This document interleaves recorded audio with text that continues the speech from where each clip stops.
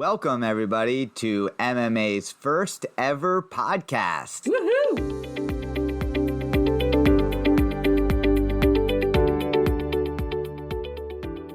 Potholes and politics. Local Maine issues from A to Z. Brought to you by Maine Municipal Association in the state capital of Augusta. Your co-hosts today are... Becca Graham, and I'm so excited to be doing this with you, Neil. This is great. And my name is Neil Goldberg. I truly hope that Rebecca's energy is contagious because I'm a little nervous in my first ever podcast. I say that now, so bear with me. When I heard our name, which, by the way, our team voted for our podcast name, Local Maine Issues from A to Z as our tagline, I was trying to come up with municipal terms from A to Z. Is there one that pops out for A for you? Well, for me, it automatically goes to assessing, but that's because I'm buried right now in a Maine Government Finance Officers Association legislative preview that I'm doing this week. But what would you pick? I went to air quality because I'm so wrapped up in some of our environment and natural resources topics. So it's funny how our legislative platforms steer where our minds go. Any others come to mind quickly? For A, advocacy. Nice. That should have been my first one. Yes, one would think. Accessory dwellings. That's been a hot topic. We're very deep into. I passed by some roadkill on the way to work today, and my first thought was animal control officer. Yes, animal control. What about Z? That was a tougher one for me. Well, obviously, ADUs, zoning. Zoning plays into that. Yeah. So here in this podcast, and we're going to talk a little bit more about truly what our themes and the purpose is.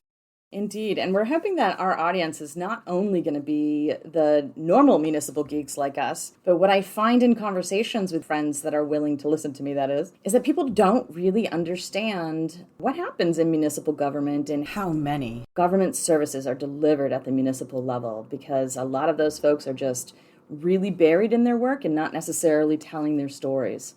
So I hope one of the things that we can do with this podcast is really highlight those municipal stories, get people engaged and thinking about municipal government and its importance, and then maybe even get them involved. Wouldn't that be nice? Yeah. Make them better advocates for municipal government and even just talk to their municipal officials maybe more often. Absolutely.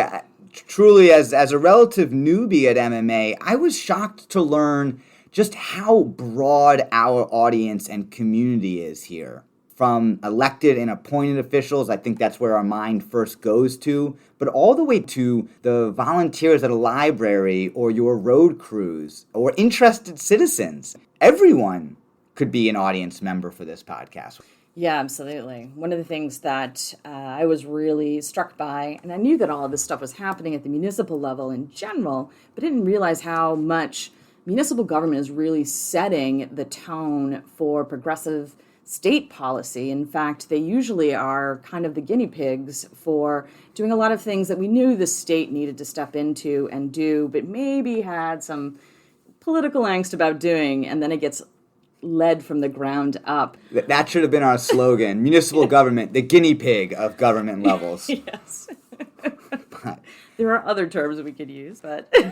Well, if you are listening to this podcast, thank you for tuning in. You are in our inaugural audience. Please share it because this podcast is pertinent to everybody, to all corners of our communities. So maybe I should start by doing a quick explanation about what Maine Municipal Association is and what it is that we do. I can give you a little bit of background in that I know it was created almost nearly 100 years ago to be a lobbying arm for municipal government. We have currently 485 organized municipal governments in the state, all of which are delivering vital government services at the direction and our favorite word around here is mandate of the state government. And there was very little municipal voice. So the association was developed as a result of that, but we've certainly expanded. And we have a lot of other programs that we're offering municipal government. And keep in mind, we are a member-driven organization. So our members are municipal governments. And that's who we cater to, that's who we talk to, and that's who we support. So what does that mean we're member-driven? How is it that we get direction? Who reaches out to us? How do we know what the local issues are here at MMA as staffers?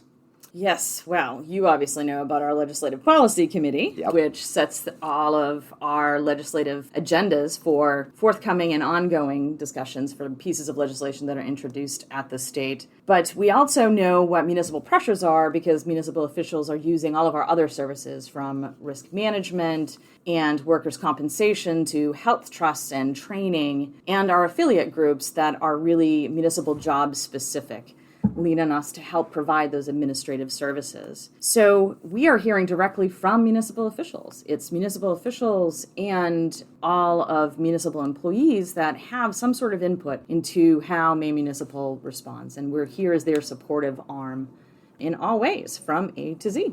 So you had said that advocacy was our first department or one of our first services that were offered. I was shocked to learn when I got here how large some of our other departments are. MMA is truly a 360 suite of professional services.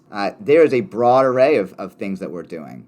Yeah, just like at the municipal level, several municipal officials are wearing 360 different hats, from code enforcement to town management and animal control officers. Everything that touches municipalities needs support, and often in smaller communities, there's very little resources to be able to do that. One of our bigger leans is trying to be, the kind of the leveling force between all of them so that everybody has the ability to ask a question before town meeting of our legal department. How do I do this? They have that automatically, and they have that provided for them as members. I've always felt for our training and education department because they have to kind of dabble in every single one of these fields. And so just like municipal officials are being pulled in 100 directions, I know Peter and Alicia downstairs, they have to cover the full gamut. I don't know if you ever looked at our training and workshop events list. It is from A to Z. It is. It's pretty comprehensive. From advocacy, too, we're also touching upon all of those things, which makes for great party conversations when you can talk for at least 3 hours with someone about stormwater. You might not get invited back to another party, but we certainly have to be aware of a really broad array of municipal services. It's interesting that they often look to us as being experts when we might not even be an inch deep. So we really rely on those municipal officials who are those experts to come back in and infill that information and sometimes just show up to explain it. That might be a good segue then into who we are and to introduce ourselves. First, a disclaimer, a warning, in fact. I'm from away. It's true, but please don't hold it against me. I love this state. I was sent to summer camp here, attended a Maine college, worked abroad for a Maine-based startup, and taught in Maine public schools. I think in the last 5 years, I've lived in maybe 8 or 9 towns and cities throughout Maine. There's just something about this state that has really captured my interest. And so rather than let my fascination bleed out as rants to friends about how great Maine is, I decided to direct it in my work here at MMA. And let me tell you, it's been far more cathartic than waiting to hijack a Thanksgiving Day conversation, the random Maine facts about Sebago Lake drinking water. And so there you have it, from Maryland to Maine. I absolutely love it. I'm so glad to be here at MMA in what is now almost my second year here. Well, we are truly grateful for your municipal geekness, as we like to call it here in advocacy. There's a special quality, I think, that all centers around love of Maine and municipal government in general, or at least a firm belief in it, that pretty much punctuates our advocacy. While I am from here, a former governor used to say that he was told at one point in time that Jesus was born in a manger, but that does not make him a farm animal, so you might be more local than I am. I took the opposite route. I did go to college here. However, I also went to college in Europe, so I spent a lot more time away from here, or did for quite some time, than I was here. But I think that has also made me appreciate some of the nuances and also the connections. It's interesting that some of those early European cultures have left indelible marks in some of the way in which we approach things. But I've been here for about 5 years now. 5-year mark. Yeah, almost a 5-year mark. And I'm delighted to be representing what I feel is the most functioning and inspirational level of government. And that's but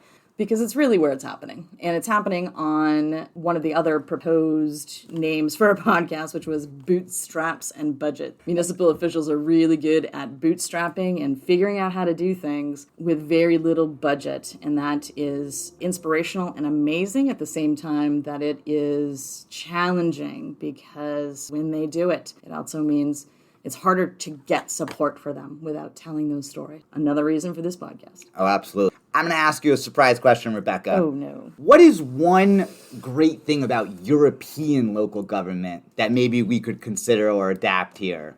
Or inversely, what is one thing that you are happy that local government in Maine doesn't do like they do in Europe? Ooh, I think one thing that they do that I know some of our municipalities have been doing in a variety of different ways, and I think you might touch upon one, is when they can, they invest in what is community infrastructure. Mm-hmm. And that infrastructure, all of the proceeds from that go back into maintaining that infrastructure. So it's commonly owned and commonly maintained, which means that its accessibility remains for everybody. And it keeps those costs down because it is not a profit-driven enterprise. And there are some key pieces of infrastructure where that definitely, I see, makes sense. But it's also hard because it requires an entirely new management arm, which is a challenge. I keep coming up with slogans left and right. We're the guinea pigs of local government, but it sounds like we're also the most accessible form of government. Indeed. We're also acutely aware of all of our resident issues and their struggles. So there were some creative ways that we saw during the pandemic that municipalities were responding directly to those folks to try to relieve that burden. Because of the proximity to our residents and businesses, local governments are the most adept at being able to pivot quickly. Exactly. And make those fast changes. So before we dive into the purpose of this podcast, we should also probably say what our advocacy areas are.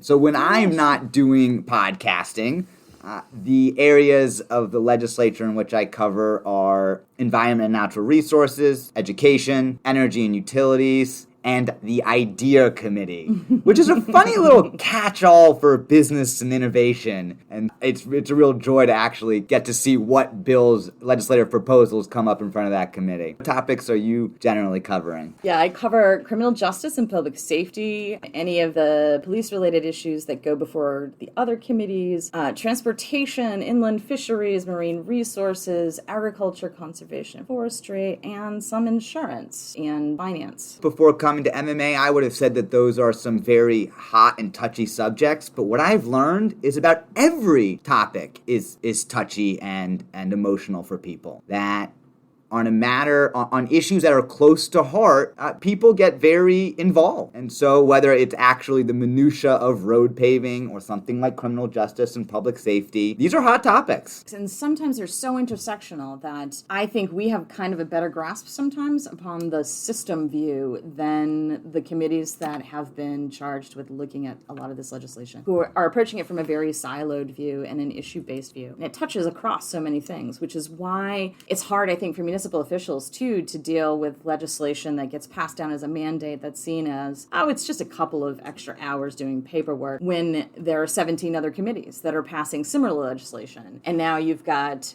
20 hours of extra slight paperwork and not a big deal. So it's that system view, I think, that municipalities get, because that's where the rubber meets the road. And I think it's the system view that we try to bring to all of our advocacy and all of those interconnected pieces. Absolutely. I think our budget process is what prevents municipalities from being able to work in a silo. Mm-hmm. They have to consider the totality of issues because they're being forced to find funding for it. And so at the very end of it, they're always thinking of, well, how are we going to accomplish all of this? Yeah. And one of the topics that we'll dive into are municipal budgets. What do they have the ability to control and what do they not? Because so much of their expenditure is determined by state level government. We could probably give about 4 episodes on that topic. So my purpose for this podcast is to tell those municipal stories, but also to get some information out there to all of the people that are paying the bills for their property tax, to understand more what they're paying for and why they're being forced to pay for it, and maybe ask some critical questions about where some of those things belong and what things are we doing that are benefiting the state at the municipal level greatly that don't get quantified or returned in the same. Top of mind would be marijuana. marijuana revenue does not come down to the communities, but they shoulder the greatest level of burden of the enforcement and all of the associated issues surrounding that. The benefit that the state receives for their work into it. That is the target and reason for this podcast. I like to say that it's dispelling myths. Yeah. That there are some beliefs about municipal government, whether good nor bad, that might deserve to have some more information added to them. Absolutely. To give both sides of the coin, as Kate would say. So real quickly, by the way, Kate is the Director of Advocacy and Communications here at MMA. And we should probably then go to Laura, who's also been here for 25 plus years. Basically, they've been here just as long. And they've held a couple of different positions within MMA as well. But advocacy for municipal government has always been a big component of what they do. And I will just say, right now, Laura is busy sending out LPC nominations and election forms, so... Oh yeah, our Legislative Policy Committee. That's mirrored off of the 70 Senate districts in the state of Maine, and municipal officials are nominating right now 2 members from each district to serve on the LPC, and then they'll be electing them based upon those nominations. Anyone can get nominated, but then each district will vote on 2 members. It's a pretty cool policy committee. They have such a diverse set of interests and expertise. I love how our Legislative Policy Committee is comprised of town managers and planners, but also elected officials and clerks. Yeah, and selectmen and administrators, and I think, or I guess select persons, I should say. One of the things that always strikes me about our LPC is that, we have 70 members, and they all have varying different resources, access to resources, but they also share that with each other and their colleagues all end up understanding at the end of the day when they oppose specific things, why there is that pressure, and often will float to, what is good for everybody as opposed to what is good for a singular. I was shocked the first time I saw some of our larger municipalities sort of bend to the needs of the more rural and smaller ones, especially when it comes to broadband, for instance. Yeah. Understanding how heavy those lifts are for their colleagues. And many of our town managers have have served in a number of different communities and sizes, so they get that resource issue, I think, really acutely. And that's always really informative for me. Gives us great information to bring back to the legislature. That's a great point. Our municipal officials have experience in many municipalities. Before we go on, one last shout out to Rebecca Lampert, who is our municipal issues specialist, newest member of the advocacy team. We're so happy to have her, and I think she'll also be taking on some advocacy responsibilities. Yeah, I think we're going to throw her in front of the legislature too. We're here to make everybody as big a municipal geek as we are. Completely agree. How could we not try to do that? We're here to provide information. We're here to provide some perspective, some examples of municipal experiences, some highlights of what we're doing here at MMA. And with that information, you're going to take that, hopefully, to your community. Yes. And knowing if you care about issues that are touching everyone's lives, if you care about making a difference, that municipal government is where you should be looking to do your service. And service is such a part of municipal that gets often overlooked and taken for granted. If you want change, if you want to take your community and make it a better place, municipal government is where that can get accomplished far faster, far easier, and with far more ingenuity than can happen at any other level of government.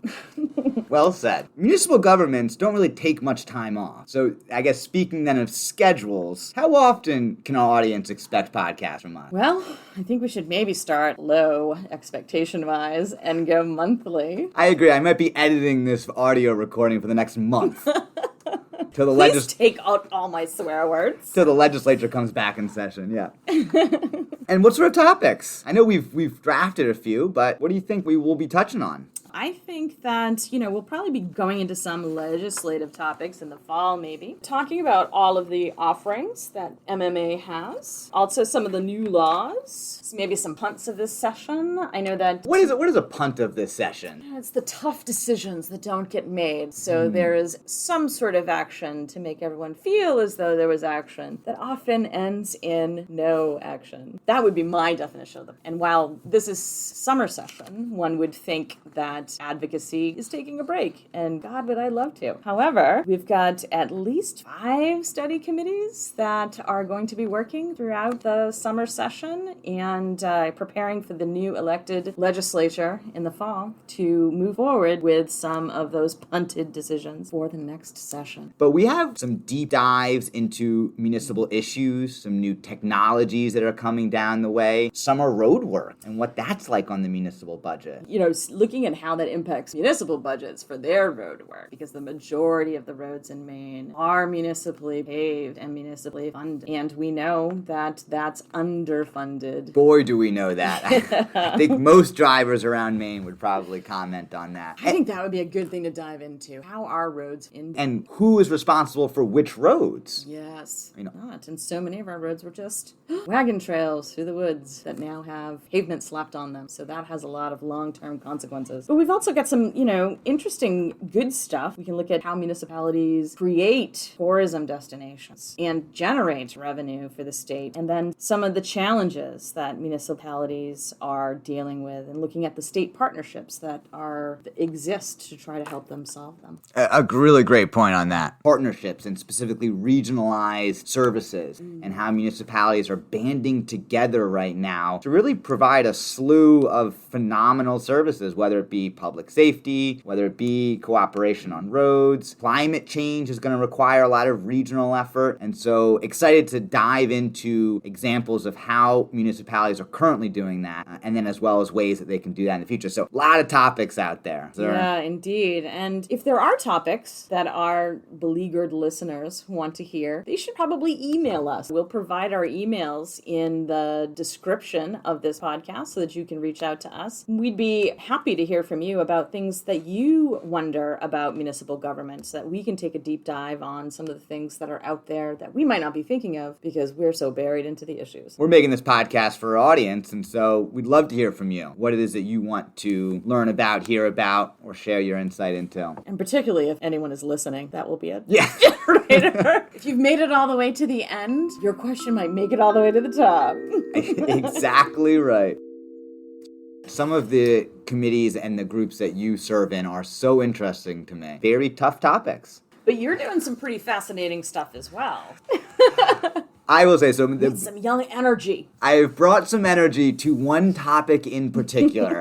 And if anyone is still in the audience right now, you have heard me say the American Rescue Plan Act about 2,000 times this year. This was the $2 trillion that came down through the federal stimulus package as fiscal recovery from the pandemic.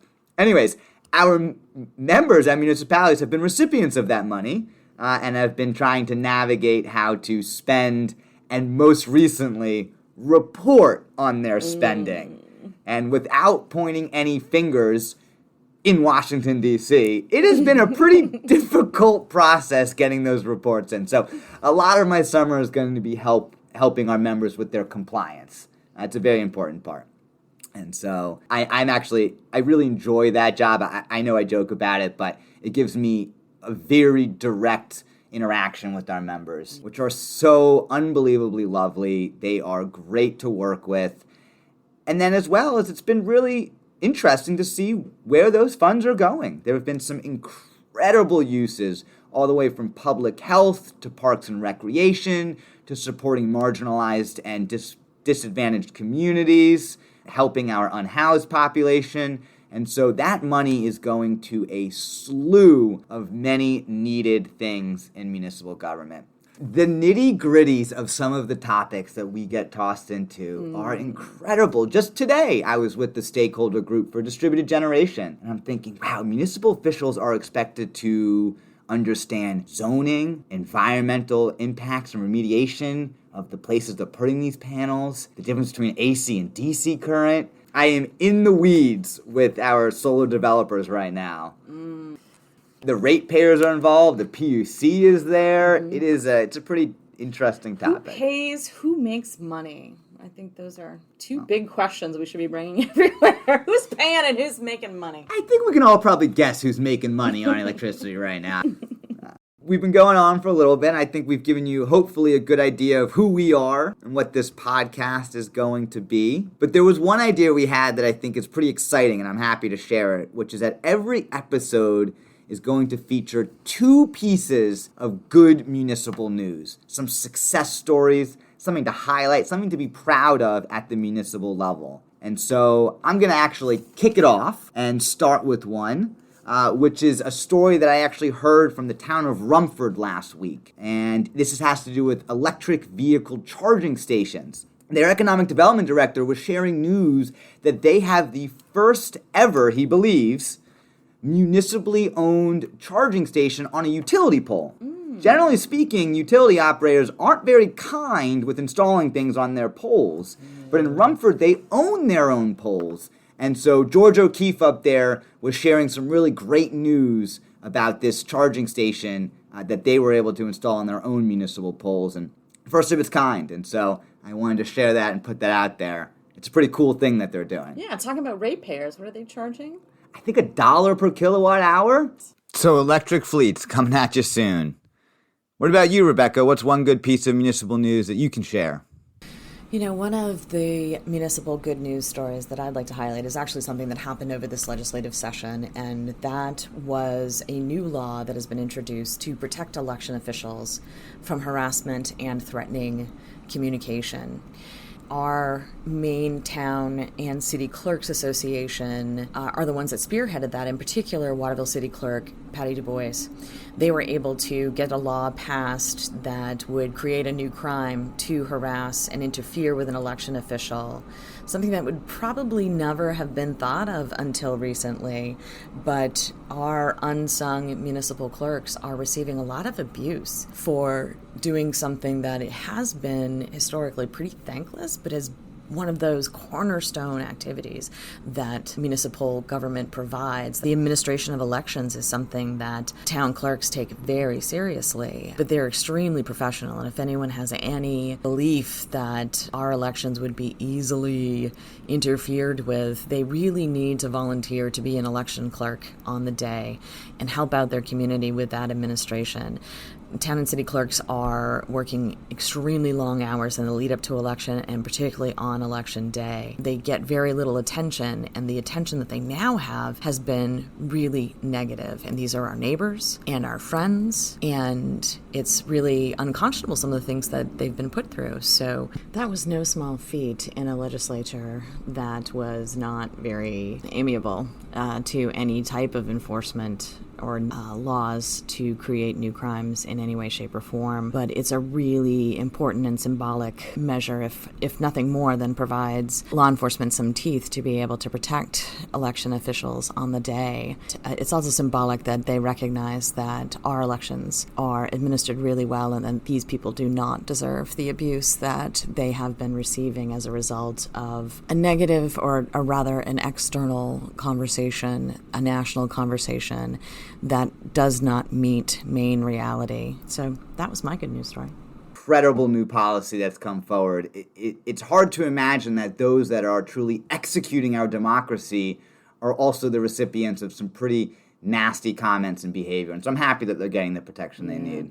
Yeah, and if you have any lack of faith that our elections are not carried out in an amazing, professional, and absolutely attentive way, you definitely need to volunteer in your local community and be an election official, because you will see how efficient and amazing these folks are. Well, that's a great segue to our first maybe call to action. Hey, get out there and vote this year. Register, whether it be absentee or mail-in. Go to your local town office, speak with your clerk, get registered. And volunteer. Wouldn't that be nice? Yes, that would be great, because I guarantee there's at least 4 or 5 boards in your town that are looking for people who just want to get involved. Well, I think that might wrap it up for us today. I think so. Is there anything you needed left to cover? Now, thank you for listening if you have suffered through this, and we hope that you will return, because we promise it'll be much more interesting, because it'll be less us and more someone else next time. I'd also like to give a shout out to Kathy Conlow, our executive director. It was actually her inspiration that gave us the motivation to do this podcast. Ooh. Ooh. Ah. Kathy, that one was for you. Well, with that, I will say goodbye. This is Neil Goldberg signing out. And I will say, see you later. This is Rebecca Graham signing out.